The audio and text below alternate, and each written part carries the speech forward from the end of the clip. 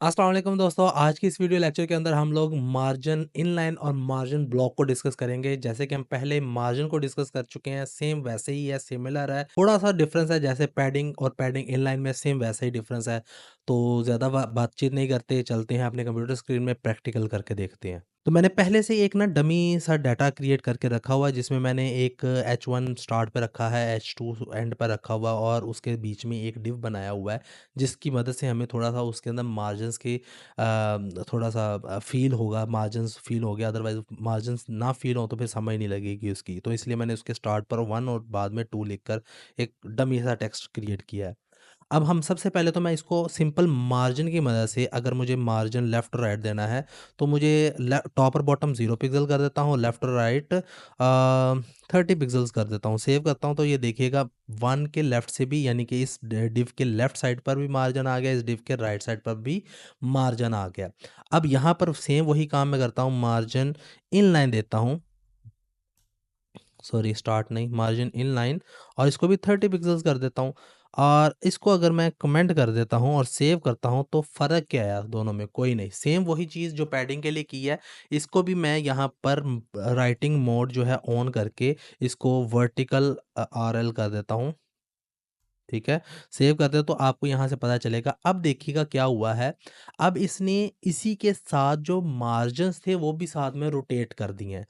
ये हमारा जो मार्जिन्स है ये रोटेट नहीं करेगा। लेट्स सपोज़ अगर मैं इसको कमेंट आउट और इसको अनकमेंट कर देता हूँ, अब सेव करता हूँ, तो क्या होगा कि रोटेट तो उसने किया है उसको, लेकिन साथ में लेफ्ट और राइट पर ही मार्जिन रहने दिया है।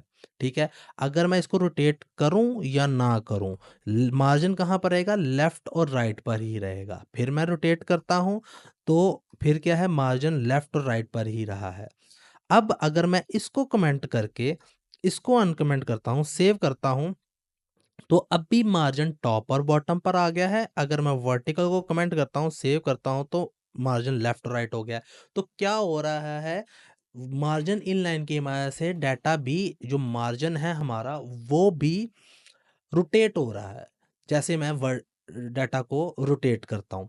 इसी तरीके से अगर आप एक साइड का मार्जिन देना चाहते हैं, स्टार्ट का और एंड का नहीं, या डिफरेंट देना चाहते हो, तो पहली जो लाइन है वो 30 स्टार्ट की होगी और दोबारा दूसरी वाली वो 60 की होगी, वो एंड की होगी। तो पहले 30 का मार्जिन, बाद में 60 का मार्जिन आ गया।